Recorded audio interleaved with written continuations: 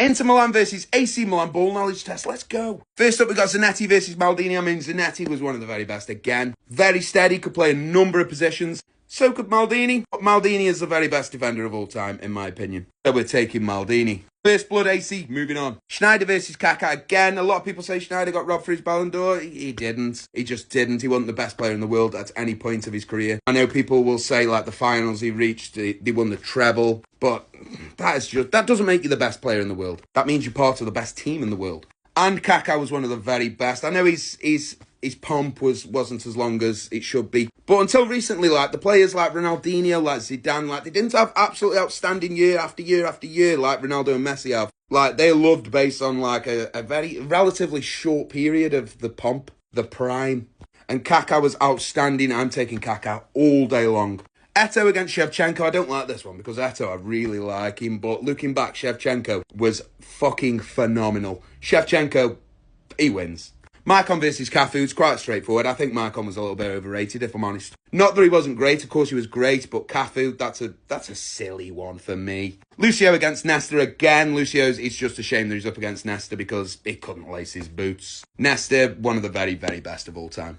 Cambiasso versus Gattuso. Both of them were probably a little bit underrated in their sides, in their respective sides. Gattuso was very aggressive. Cambiasso, I think, had a little bit more about him football-wise. I think this one could go either way, if I'm honest. Gattuso is part of the great Milan team. So I think if I'm building a team, I'd probably just edge it to Gattuso.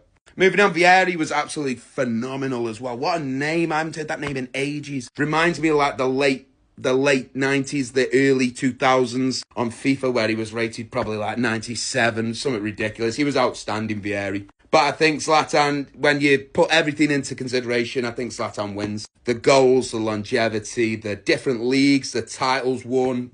What a player.